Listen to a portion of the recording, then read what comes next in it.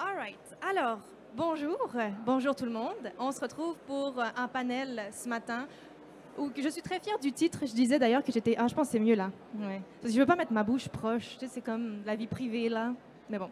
On va parler de, oui, de cybersécurité, on va parler de talent, on va parler de trois personnes que vous avez ici qui ont des profils pas mal atypiques. Mais j'aime pas ce terme profil atypique parce que tout le monde dit qu'on a des profils atypiques, mais voilà, tout le monde en a finalement. Donc, l'idée, c'est vraiment de démontrer ce que je veux, à quel point on peut avoir des profils différents, des profils qui sont non techniques à la base en cybersécurité et comment ce profil non technique à la base a pu nous aider à entrer dans le domaine de la cybersécurité à la base. Donc, j'ai des questions pour vous, bien entendu. Et la toute première question, je vais te la poser à toi, Denis, mais en fait, vous allez avoir tout le monde la même question. Mais en peut-être une petite minute, présente-toi ce que tu fais dans la vie. Mais je veux savoir aussi, quand tu étais plus jeune, c'était quoi le métier de rêve que tu voulais faire, qui est peut-être pas celui que tu fais aujourd'hui, mais qui es-tu en une petite minute et qu'est-ce que tu voulais faire quand tu seras grand? Bon, ben, en une minute, je vais vous défiler 40 années de ma vie. Oui, OK. J'ai commencé ma vie en délinquance, mais pas comme délinquant, comme éducateur. Donc, j'ai étudié en psychoéducation, éducation spécialisée, domaine dans lequel j'ai travaillé pendant 13 ans. J'ai eu un accident de travail. C'est un milieu qui est un petit peu rough, là, le fun, mais rough. J'ai dû changer de métier. Donc, je suis retourné à l'école. J'ai eu 2 ans de coucher sans marcher, 3 ans de réadaptation. Pendant ces années-là, je suis retourné à l'école en informatique et ça a été le coup de foudre. Et depuis ce temps-là que je suis dans les technologies. Et puis depuis 2004 en sécurité. Puis quand j'étais jeune, le métier, je me souviens pas d'un métier que je voulais faire. Ce que je me souviens, c'est que je voulais être heureux. Puis en répondant, en préparant les réponses aux questions, je me suis rendu compte que c'est un thème central. Puis pour moi, quand je travaille en quelque part, je calcule beaucoup mon indice de bonheur. C'est bien important. Puis quand je travaille avec des gens dans une équipe, je m'assure qu'eux autres aussi aient leur niveau de bonheur. C'est ça. Est-ce qu'il y en a d'autres parmi vous qui, quand ils étaient plus jeunes, ils voulaient être heureux à le main levée? Personne voulait être heureux. OK, pas de problème. Fine. Cathy? Moi, en fait, quand j'étais plus jeune, je voulais être comédienne. Ça a changé, je vous le dis. Ensuite, je me suis rendu compte que j'avais aucune compétence là-dedans. Donc, j'ai décidé de gérer une entreprise, c'est ce que je voulais faire. Mais j'ai jamais eu l'optique de faire mon entreprise. C'était vraiment pas là-dedans.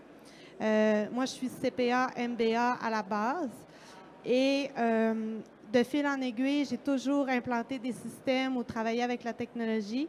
Et c'est là que je me suis dit, il manque quelque chose. Donc aujourd'hui, on fait de l'infogérance et de la cybersécurité pour les PME. Atypique, profil atypique encore, on le disait. Puis comédienne. Est-ce que tu trouves que je pourrais avoir un petit rôle de comédienne à faire des petites blagues, commence à être pas pire, hein? Ça, c'est parce que c'est le stress qui me fait dire des niaiseries. Félix? Bonjour à tous, mon nom est Félix. Moi, originalement, j'ai étudié en ATM au Cégep de Jonquière pour pouvoir devenir un sound designer en mixage sonore pour le cinéma, pour la télévision. Et j'ai travaillé dans ce milieu-là pendant environ 3 ans, jusqu'à temps que je me décide que j'aimais plus le côté TI des choses. Et la cybersécurité est venue pour moi à partir de ça. J'ai fait des études à la Polytechnique de Montréal en cybersécurité et j'ai eu mon bac il y a quelques années de ça. Et je me suis spécialisé en informatique judiciaire ou en le terme que j'aime utiliser, le forensic, digital forensics. Originalement, quand j'étais petit, je voulais devenir archéologue. Peut-être parce que j'avais trop vu de films de Indiana Jones. Et puis, ouais, ça n'a pas été la chose, mais je tripe quand même sur Indiana Jones encore aujourd'hui. Mais c'est pas si fou quand même, parce qu'avec le métier que tu fais aujourd'hui, archéologue, je veux dire, tu cherches des trucs et tu es juste dans le domaine du numérique, puis on cherche plus des dinosaures, on cherche d'autres choses. Mais c'est fascinant. Moi, j'apprends à les découvrir aussi. En même temps, on a fait exprès pour moi être aussi émerveillée de vous entendre. Zinette, de ton côté? Do you present yourself and what was the work you wanted to do when you were young? Oh, so my name is Zinat Kamal.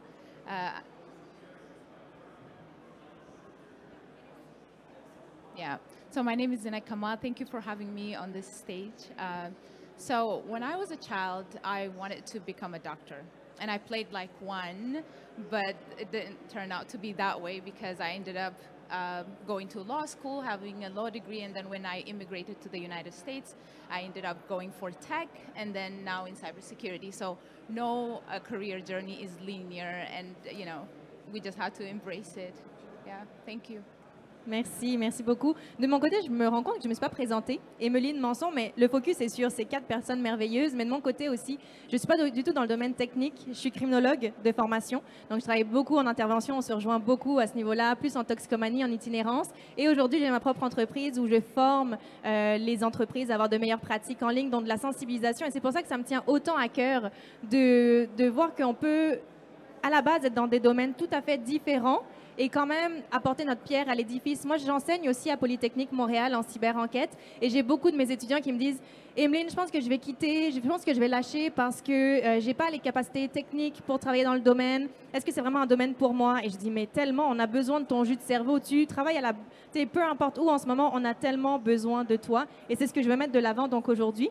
La première question que j'ai pour vous, mes chers panélistes, puis on va passer la POC à Cathy.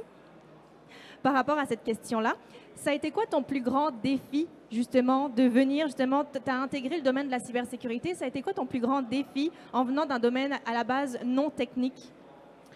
En fait, mon plus grand défi a été de trouver le pourquoi, mais je l'ai trouvé à travers mon expérience.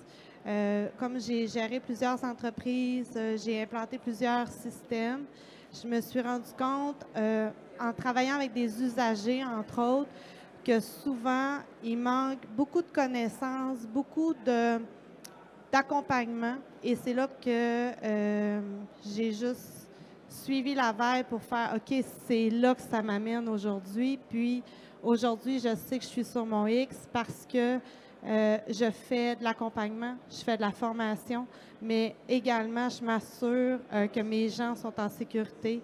Et pour moi, c'était une valeur importante, mais j'aurais pas pu dire que j'ai fait ce parcours-là pour y arriver. Je l'ai fait vraiment sur le tard, si on veut, puis je me suis rendu compte que c'était un besoin immense pour les PME. C'est sûr que je suis CPA, hein, donc mes chouchous sont les clients CPA, les bureaux de comptables, les bureaux de notaires, parce que justement, je connais ce qu'ils vivent. Maintenant, ben, comment on peut les aider au mieux avec un service clé en main, c'est pour ça que j'ai créé ça.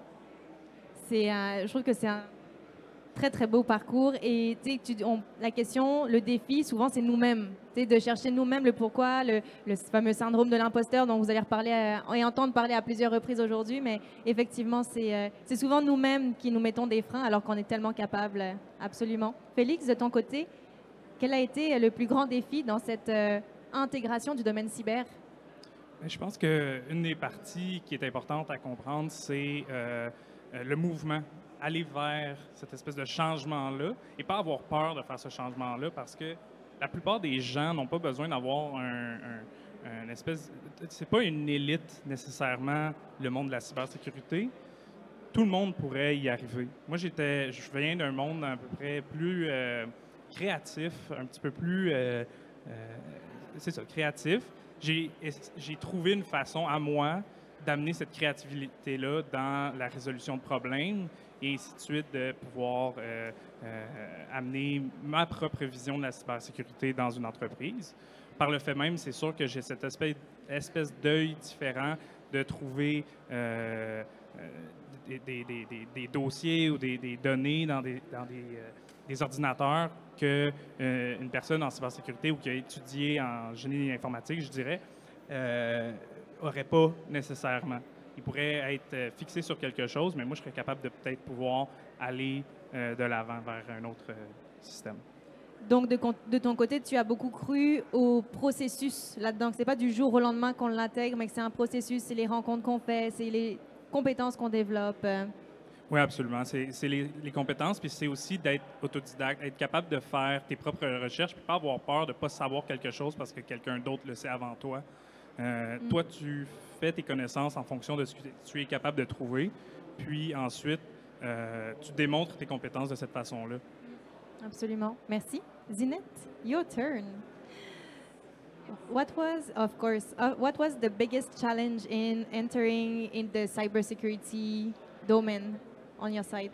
Yes. So I came from a non-technical background, right? So I have, I'm a career changer from the legal field when I immigrated from Ethiopia, eastern part of Africa, to the US 10 years ago. So starting from the tech classes that I started taking to get into technology in community college, I was seeing predominantly, mainly men in the classrooms. And if there were women, none of them looked like me. So that was an intimidation in the beginning because I never had access to technology or internet growing up most of my life in Ethiopia. So I'm seeing my classmates talking about how they've done some of the projects in college in high school. And in high school, I was thinking, like, where was I? Because we only had like one class per week for 30 minutes, and we would sit in one computer for 4 people, and we would just be fighting to get a chance to get, stroke a key to the keyboard, So that was one of them. And then there is that noise in my head that, I don't have that background in computing and math classes that I have because I was in law school, and none of the law schools have that math class and computing backgrounds. So, and I was also mindful of the statistics that we have when it comes to women.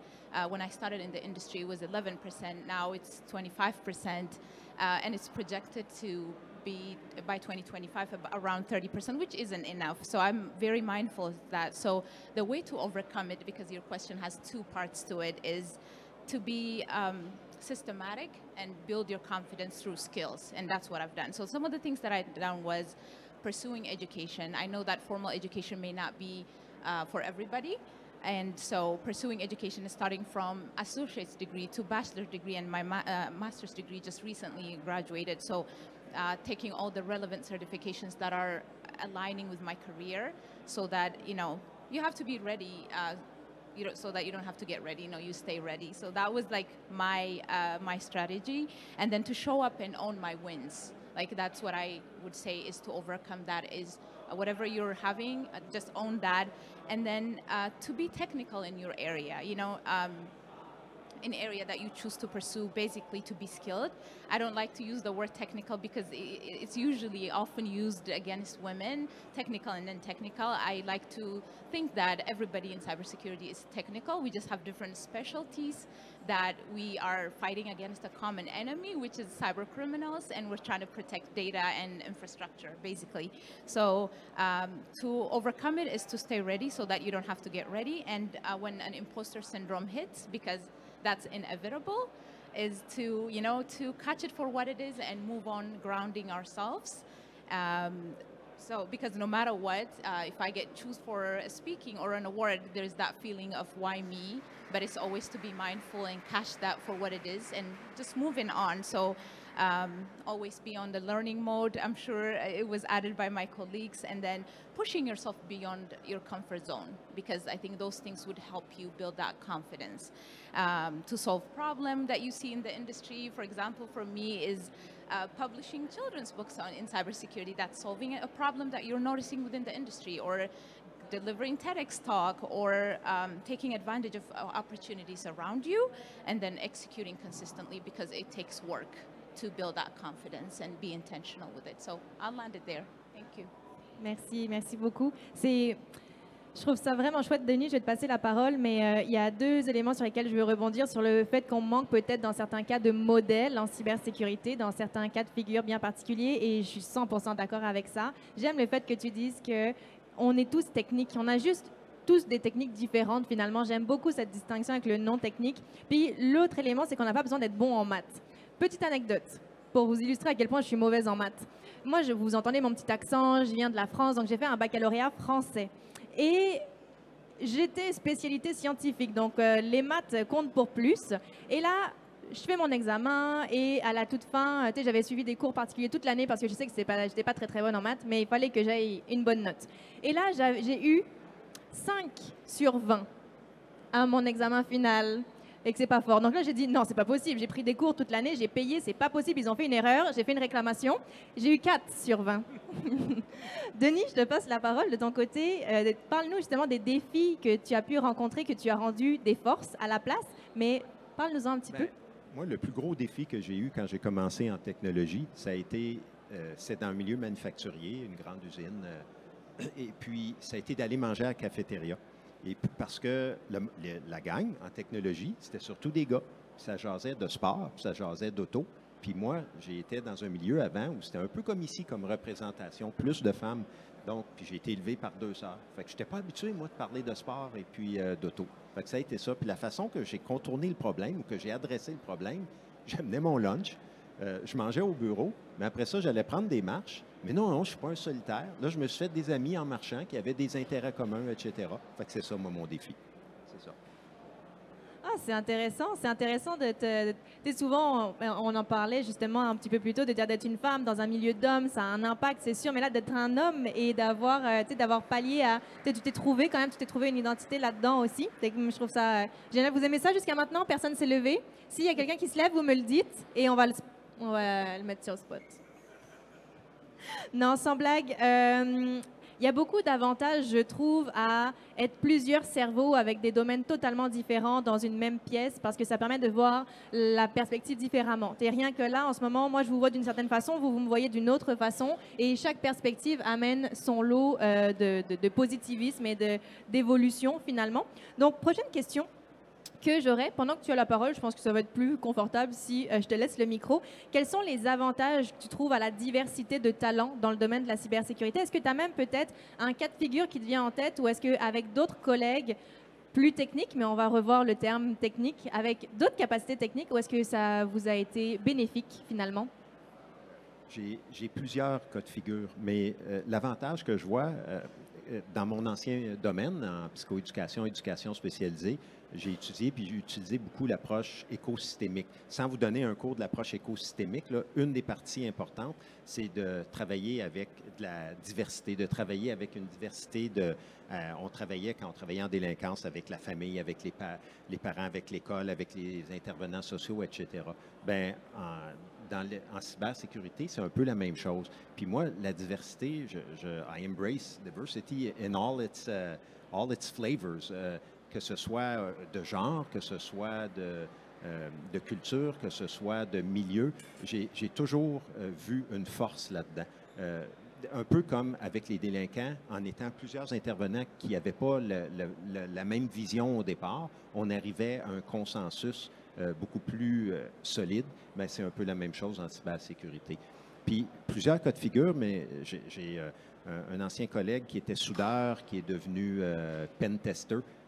Et puis, my God, au Hackfest, c'était au Hackfest, toi, il y a quelques semaines, bien, il est arrivé premier dans son équipe. Il est vraiment, vraiment très bon. J'en ai plusieurs autres, mais celui qui m'a marqué le plus, parce que c'est lui qui m'a transmis sa passion pour la cybersécurité. En 2005, j'ai engagé la première personne dans mon équipe de cybersécurité, un pen tester. J'avais le choix entre quelqu'un qui avait un bac en cybersécurité, quelqu'un qui avait une maîtrise en cybersécurité, puis lui qui avait un AEC en technologie, pas en cybersécurité, mais je sentais quelque chose comme une passion. Puis je l'ai engagé, j'ai tellement jamais regretté. Le gars, on l'a engagé pour sa passion. Il est passé sur CPA Canada, entre autres, là, comme CISO. Il a vraiment fait sa carrière là-dedans. Puis moi, je lui ai dit, dernière affaire, là, j'étais un peu long, je lui ai dit, tu vas voir chez IBM, j'ai passé 20 ans chez IBM, tu vas aimer ça, c'est une grosse compagnie. Quand tu vas être tanné de faire de la cybersécurité, tu vas pouvoir faire d'autres choses. Il m'a dit, non, Denis, il dit, tu te trompes. Il dit, tu vas voir, quand tu vas vraiment comprendre c'est quoi la cybersécurité, il dit, tu ne voudras pas lâcher. Bien, c'est lui qui a eu raison. Et c'est quoi la cybersécurité alors? C'est quoi la cybersécurité? Oui, c'est comment la compréhension que tu en as eue, et c'est une question philosophique, c'était pas prévu ça. Okay. Mais c'est quoi le message clé que tu en retiens? Bien, il y a plusieurs disciplines à la cybersécurité. Moi, je travaille principalement en gouvernance, gestion de risque, etc. Dans différents milieux que j'ai travaillé, j'ai été CISO pendant quelques années pour une petite entreprise. Puis je me souviens, je disais, bon, on s'en va combattre les méchants. Fait qu'il y avait un peu cet aspect-là, mais qui était un peu comme un challenge, un peu comme toi, comme archéologue. C'était ça, archéologue? Ouais, comme psychologue, où tu vas... Il y avait tout ce côté-là où on allait comme arriver à comprendre comment il fonctionne, l'aspect psychologique, etc. et tout ça. Fait qu'il y a plusieurs facettes, mais c'est comme ça que je le résume. Question surprise. C'est un terme difficile à résumer, c'est ça le résumé. Oui. Cathy, de ton côté, est-ce que tu as des cas de figure, des exemples justement d'interaction entre différents profils de cybersécurité que ça a donné un peu de magie? Tout à fait. En fait, nous, on n'aurait pas créé l'entreprise si on n'était pas plusieurs personnes. Et moi, j'ai pas le... Comment dire? Je ferais pas ça toute seule. Dans le sens que mon équipe est super importante. Il y a des gens qui ont des compétences. On le sait, là, la cybersécurité, ça touche le IoT, ça touche les ordinateurs, oui, mais il y a toute une autre panoplie d'autres choses autour de l'info nuagique, etc. Si on n'a pas ces connaissances-là, si on n'a pas le ressenti de la passion qui nous habite, de toujours vouloir apprendre, c'est impossible de faire tout seul. Fait que nous, on est une équipe, puis moi, je ne serais pas assis ici aujourd'hui si mon équipe ne serait pas là derrière moi, puis présentement, je ne gérerais pas les urgences. C'est un peu comme dire être expert en tout, c'est être expert en rien du tout. C'est ça. Félix? Bien, je vais faire une espèce d'aparté avec ce que Denis disait là, par rapport à... On cherchait, nous, à l'interne, quelqu'un en sécurité qui était capable de faire la base en sécurité, mais encore dans le domaine de la cybersécurité. Et il y a eu beaucoup de CV, des gens qui ont des bacs, des gens qui ont des maîtrises, même des PhD des fois. Puis la personne qu'on a retenue, c'est une personne qui a fait un deck en assainissement des eaux. C'est pas une personne qui a un background du tout en cybersécurité, mais la vision que cette personne-là avait, c'est ça qu'il faut croire, c'est ça qu'il faut aller voir, c'est surtout la vision que la personne a là. La personne est capable d'aller chercher elle-même ces informations-là, puis on l'a dit un peu plus tôt, la formation continue. Si la personne, elle se forme du mieux qu'elle le peut, avec les ressources qu'elle a, ça va l'aider tout le long. Et même aujourd'hui, je veux dire, même moi, je n'ai pas la science infuse, je suis capable de me former avec les outils que j'ai besoin. Puis je pense qu'il faut juste faire part d'une ouverture et pas laisser le papier très premium avec tous les postes et toute l'éducation, faire comme si c'était ce qu'on avait besoin. Souvent, la personne, elle est capable d'elle-même de démontrer ses compétences, même si de prime abord, tu n'as pas l'impression qu'elle les a. Mais on en parlait un petit peu plus tôt, même Denis, il disait qu'il n'avait pas écrit son titre directement sur sa cocarde parce qu'un titre, déjà, c'est pas toi qui l'as choisi, c'est un peu comme ton prénom, c'est ton parent qui l'a choisi. Là, ton titre, c'est ton employeur, donc c'est un petit peu la même idée. Et ça ne représente pas nécessairement ce qu'on fait non plus. On fait beaucoup plus que le titre qu'on a. Et moi, je travaillais longtemps dans le communautaire comme intervenante et quand j'ai fait le switch vers la cybersécurité, j'ai gravité par le domaine bancaire. Mais là, j'avais plein de gens. Je regardais des gens qui avaient des titres de poste et j'ai comme, mais qu'est-ce qu'il fait concrètement dans sa journée, cette personne-là? Donc, j'avais posé des questions et c'est ainsi de suite que, je savais qu'analyste, conseiller, il y avait des termes différents et là. Donc, renseignez-vous. On va rentrer justement dans les conseils un petit peu plus. Puis, on va regarder aussi, je sais que vous posez des questions par rapport, on a des talents dans la salle, justement, mais souvent, on se fait dire, ouais, mais tu as un profil trop junior. Donc, ça va être une de mes prochaines questions, mais je vais un peu trop vite. Zinette. The diverse talents. Exactly. All right. So a diverse workforce always brings, a multitude of advantages to the industry. The first one is, I know the colleagues stated some use cases. I don't have a personal experience of it, but I know that it fosters a broad spectrum of creativity and innovation. Because diverse perspectives leads to more comprehensive problem solving. That's one of the things. And then it's also critical in the industry. Furthermore, a diverse workforce means also the team is better equipped to understand different problems, a variety of threats and vulnerabilities, because you are in a position to see things from a different lens. It enables organizations to engage with wider client bases because you have that wider, diverse team. When we're saying diverse perspective, it's just, it could be coming from another career background where they have the perspective of adding a different lens to the problem that you're trying to solve, understanding unique security needs. So diversity in the industry ensures that we can tackle complex problems, and eventually it's gonna, help the business at the end of it, the fact that we're having a diverse workforce within the cybersecurity teams. Yeah. And since you have the mic, I have another question for you regarding what advice would you give to people wishing to switch to cybersecurity, to another specialization? What resources maybe you want to recommend regarding this switch? Yeah, so as a career changer, I have a lot to say about that, but understand that there's no linear way, like I said earlier, because if you're talking to different people and asking them the same question, they would give you different paths to get into the security. So, but this is what I would say. The first thing is to work on the mindset, right? To say that, to believe that you can do this. There are folks who transition successfully, so can I. And the key is, to have the goal, remain consistent, and stay focused to accomplish it. But some of the things that I would do is to understand is cybersecurity is incredibly broad field. People think that it's one thing. So I get daily DMs on LinkedIn saying that I want to get into cybersecurity, I want to get into what you do, but how do I get in? So the first thing to do is to know the various domains that exist within the industry, and then to see which part of it speaks to you more. Is it the blue team, the red team? Is it the offense or the defense side of it? And the other one is start with the basics, right? To understand the fundamentals. I would say start with, for example, ISC Square CC, certified in cybersecurity certifications. It's relatively a newer certification, but I would say it's more fundamental than Security Plus and Network Plus to then expand on based on interest, because then you will know when you start from the fundamental to which area that you want to go to. And then the other one is essential skills are important. Notice that I didn't use the word soft skills, and that was intentional because those skills are very important and essential. When I say that, don't overlook communication skills. We tend to focus on the technical stuff and we forget those. So problem skills, problem solving skills, critical thinking, collaboration, those are all important. And then while building, the skills, don't underestimate the value of networking.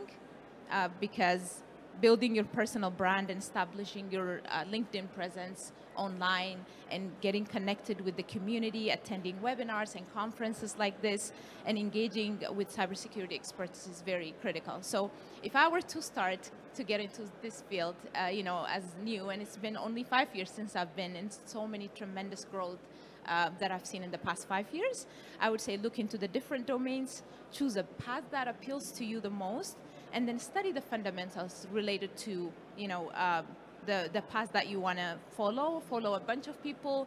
If you're interested into SOC, follow people on LinkedIn that have those roles and be in the conversation and, know what's happening within the industry in that area of space. Start networking, I already said that, and as a plus, I would think of a way to make yourself stand out by sharing your perspectives, your challenges, journey, wins, and that kind of things, and that's how you start building your personal brand. Just basically be known for something, as a person, and in the career. And for career changers, don't overlook your other skills that you bring from whatever industry you're coming from, because we tend to do that. I used to never mention that I came from a legal field until people start hearing and say, that's cool, you have a law degree and you're working in cybersecurity. So there's always that transferable skills that you can bring in. Don't overlook them. And that's what I would say. Thank you. Merci beaucoup. J'aime le fait de connecter. To connect on LinkedIn.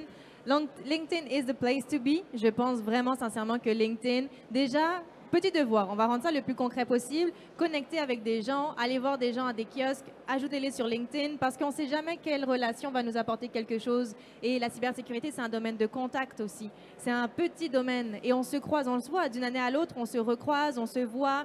Donc devoir pour tout le monde, puis devoir, c'est un mot qui amène une obligation, vous ferez bien ce que vous voulez.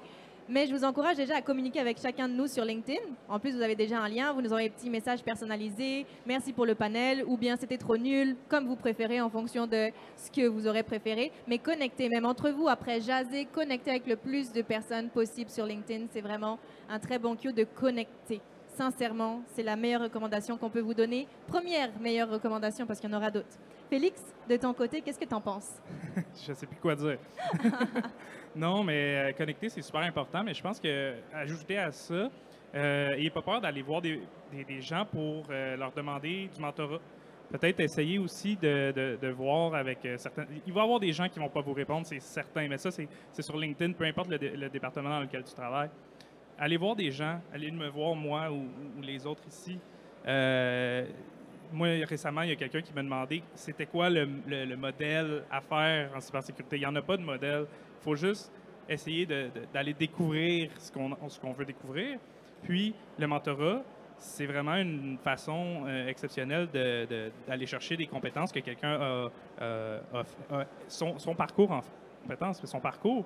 Puis, d'aller chercher des idées de quelqu'un d'autre. J'ai plus vraiment quelque chose à dire. Est-ce que tu veux que je te répète la question, voir s'il y a d'autres idées qui te viennent? Sens-toi bien à l'aise. Non, je vais laisser la Ben parole oui. à mes... Assurément, c'est bien parfait. Retenez, deuxième pépite. Première pépite, connectez sur LinkedIn. Deuxième pépite, demandez. Quand on ne demande pas, on a 100% de chance d'avoir un non. Quand on demande, on a 50% de chance. Donc, voyons le verre à moitié plein. Cathy? J'adore ton exemple. En fait, c'est une des choses que je dis toujours à mes enfants. À main levée, est-ce qu'il y a des parents ici? OK. Vous J'en levez ai la pas main beaucoup, plus haut, me semble, franchement, d'après vous- moi, il y en a. Ouais. Ouais. Ils sont pas très fiers d'être parents, j'ai Non, c'est l'impression. ça. Qu'est-ce qui se passe? Vous avez-tu peur? En fait, je vous dirais que les talents de la cybersécurité, ça commence même par vous, même si vous êtes peut-être pas dans le domaine où ça fait seulement vous intéresser. Prenez le temps d'en parler avec vos jeunes. Moi, mes enfants sont tout petits encore, puis ils sont déjà conscients de la cybersécurité en n'affichant pas leur date de fête à l'école. Fait que vous voyez le genre. Je pense que ce qui est le plus important, c'est de comprendre que le domaine de la cybersécurité, c'est pas une patate chaude, c'est pas une affaire spéciale, c'est pas une grosse bulle qu'on va péter, là, parce que moi, je pète des bulles de mes gens quand quand ils déposent leur CV chez nous, parce que c'est pas une grosse affaire. Ça doit être dans chaque action qu'on pose au quotidien. Ça doit être dans chaque choix qu'on fait, dans chaque décision. Un CPA doit faire de la cybersécurité dans son quotidien. C'est la même chose pour la personne qui travaille chez McDo. C'est important d'y penser. C'est important de se sensibiliser. Fait que j'aimerais dire que peu importe dans le domaine que vous êtes, peu importe le choix d'études ou quoi que ce soit, actuellement, il faut toujours avoir un volet de sécurité informatique ou de cybersécurité derrière nous puis qui nous suit. Maintenant, si on veut performer là-dedans, je crois que ça nous prend une passion. Faut être, je vais vous dire un peu nos valeurs chez nous, c'est issu, en fait, intégrité, sécurité, suscité, ubiquité et excellence. Ubiquité dans le sens qu'il faut toujours être semi-présent, il faut toujours être semi-conscient dans chacune des choses qu'on fait. Et l'excellence, c'est que si vous faites quelque chose ou si vous décidez d'aller vers ça, bien, visez l'excellence tout le temps, puis vous allez être les meilleurs, puis vous allez aimer ça. C'est vraiment les meilleurs conseils que je peux vous donner. Puis effectivement, si vous m'ajoutez sur LinkedIn, ça va me faire plaisir de vous jaser. Ça me parle beaucoup. Puis là, il y a tellement d'idées dans ma tête que forcément, je les oublie parce que je suis submergée de mes propres idées. Mais moi, je compare souvent, et je veux rebondir sur le point de la cybersécurité est partout, tout le temps, constamment. Est-ce qu'il y a des gens qui sont connectés sur le Wi-Fi gratuit public en ce moment? Là, vous n'allez pas vouloir lever la main, je sais. mais vous me voyez venir. C'est un peu comme, il y a des gens qui disent « Ah, moi, j'aime pas vendre, j'aime pas les vendeurs, j'aime pas vendre. » On vend tout le monde. C'est le soir, qu'est-ce qu'on regarde sur Netflix? On vend l'idée à notre chum, à notre blonde. On est tous des vendeurs. Au même titre qu'on vend tout le temps, la cybersécurité est tout le temps avec nous. Donc, ça aussi, c'est un élément important. Soyons des modèles. Et la cybersécurité, de toute façon, elle est partout. Et on y va une étape à la fois. C'est ce que je retiens. C'est pas une patate chaude. On y va une étape à la fois, comme on le ferait pour tout dans notre vie de toute façon. On le décortique et ça a l'air beaucoup moins gros de cette façon-là. Denis? Presque tout a été dit, mais ce que je peux rajouter, c'est, moi, un des conseils que je donnerais, c'est allez vous amuser, allez dans des conférences. Moi, je suis un adepte du Hackfest. Il y en a plein à Montréal aussi, des conférences du genre. Si vous êtes technique, participez à des CTF. L'exemple du soudeur, du jeune soudeur dont je vous parlais, c'est comme ça qu'il a commencé. Il a commencé à participer à des CTF, il s'est fait remarquer dans l'entreprise, puis à un moment donné, il est devenu dans l'équipe des pentesters, des rouges. Allez vous amuser. Ayez du fun. Allez vous amuser. Vous vous souvenez, moi, le bout de ma question, c'était quelles ressources, quelle formation est-ce que vous recommanderiez? Et vous avez vu, il n'y a rien qui a été recommandé. Et c'est parfait, parce que, comme on le disait, il n'y a pas un parcours linéaire, il y a votre parcours à vous. Il n'y a pas de bonne réponse, de mauvaise réponse, il y a votre réponse à vous. Donc, les 4 conseils qu'on a eus, connectez, demandez, la cybersécurité est partout et ayez du fun. C'est vraiment ce qu'on veut retenir. Nous, on a quand même encore une dizaine, 9 minutes en fait pour être exact. Puis on a une dernière portion qui est au niveau des volets des profils juniors, justement. Donc, je veux vous entendre en termes de recommandations. Je formule un peu plus ma question parce qu'en fait, on vit des réticences de la part de certains employeurs. On a des gens qui se sont levés. Bye!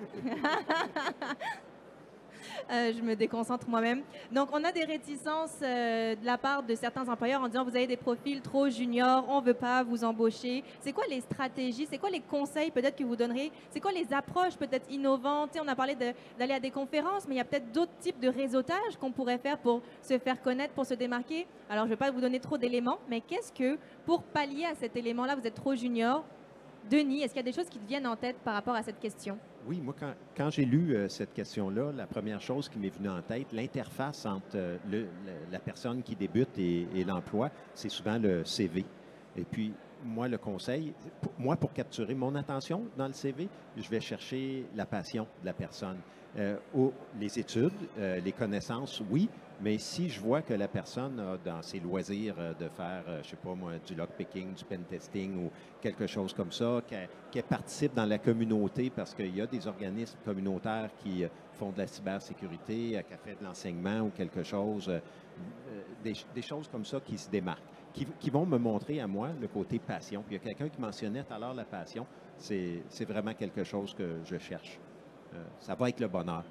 Mais c'est intéressant. J'ai lu quelque part dernièrement, alors j'ai pas lu le détail de l'article, mais il disait arrêtez de mettre la section c'est quoi vos passions dans la vie dans votre CV. Et j'étais ultimement, à première abord, j'étais comme pas d'accord. Et tu mets du pouce là-dessus. Donc si vous avez lu ce même article, ne le lisez pas ou lisez-le, mais mauvaise pub, pauvre personne, je sais même pas c'est qui.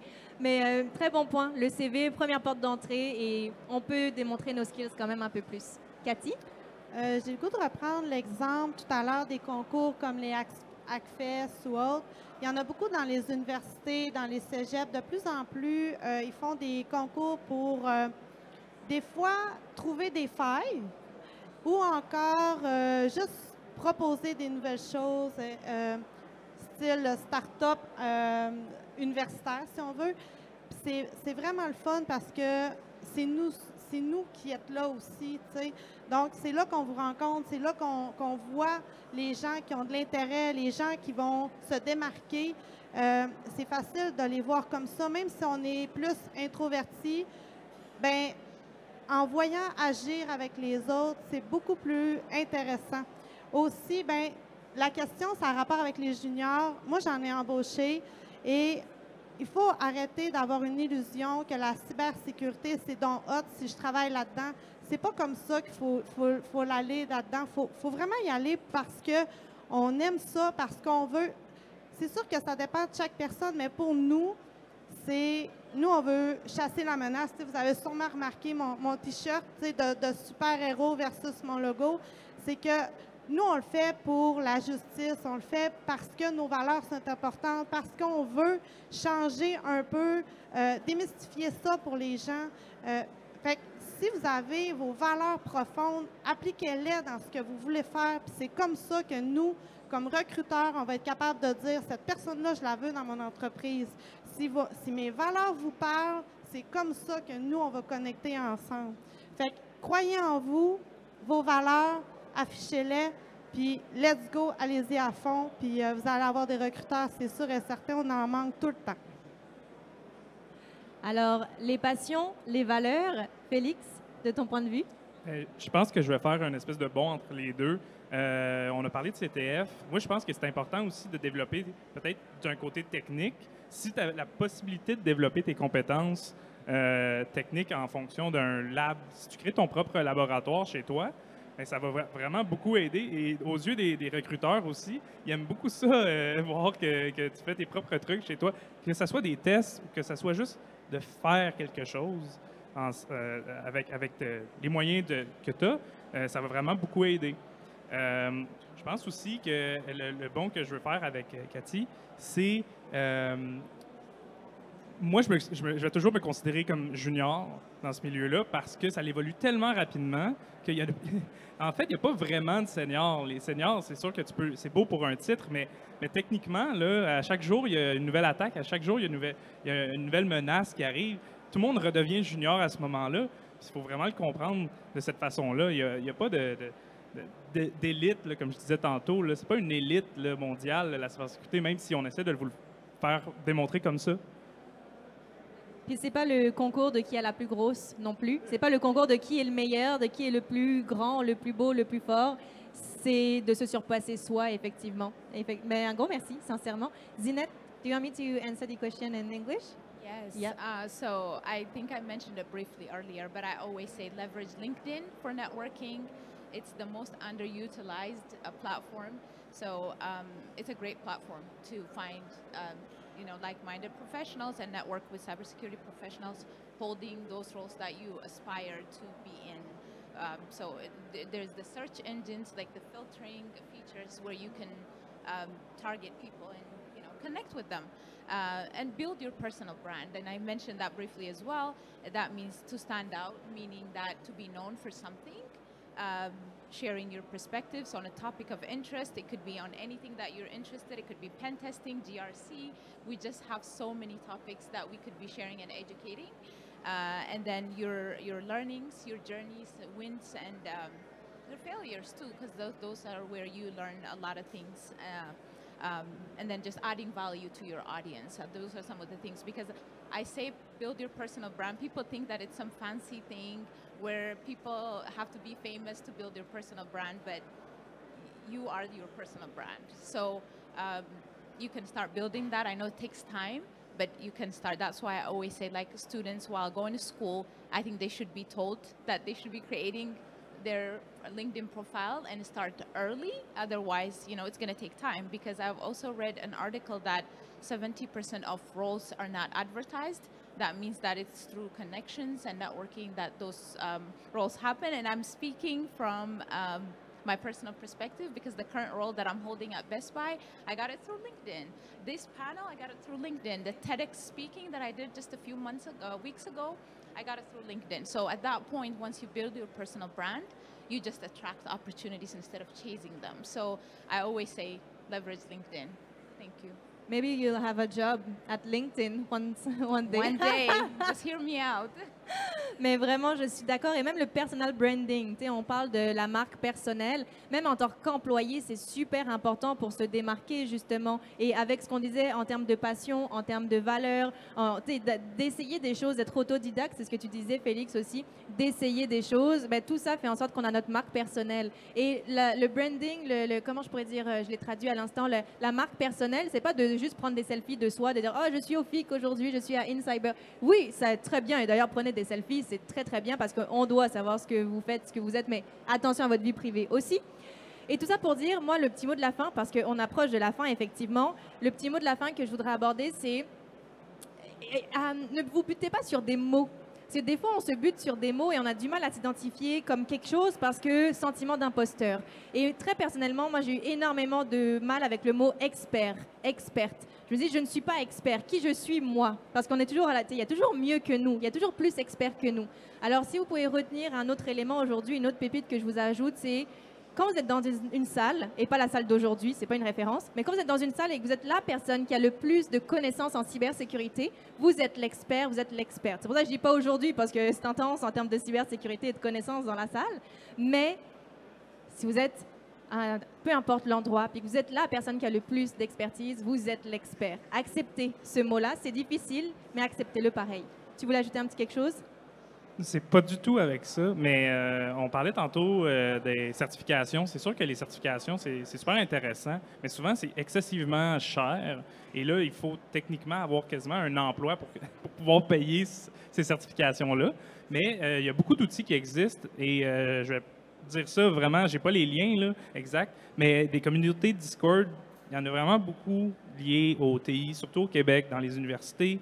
Il y a aussi sur Reddit, il y a des gens sur Reddit ici, là, il y a beaucoup de subreddits qui sont liés au TI, à la cybersécurité, mais il y a aussi des sites comme Anti-Siphon, je ne sais pas s'il y en a qui connaissent Anti-Siphon Training, c'est des pay what you can training. C'est sûr que ça ne sera pas peut-être le CISSP, là. Il n'y aura pas ça à côté de votre nom, là, mais ça va tellement vous aider parce que c'est gratuit souvent. C'est pay what you can. Donc, tu peux mettre 25 si tu veux, c'est de 25 même 0 des fois, et vous allez avoir des certifications qui valent la peine quand même. C'est mon petit mot que je voulais ajouter. Et c'est parfait, c'est vraiment parfait. Merci, sincèrement, je ne pouvais pas rêver mieux que de vous avoir ce matin avec moi. Merci d'avoir mis de l'avant justement ces possibilités. Sincèrement, je vous remercie très, très chaudement. Et tout le monde, vous avez vu notre slogan, bousculer la cybersécurité. Alors faites ça dès demain matin, mettez un gros coup de pied là-dedans et faites briller votre propre couleur à vous. Un gros merci tout le monde, sincèrement.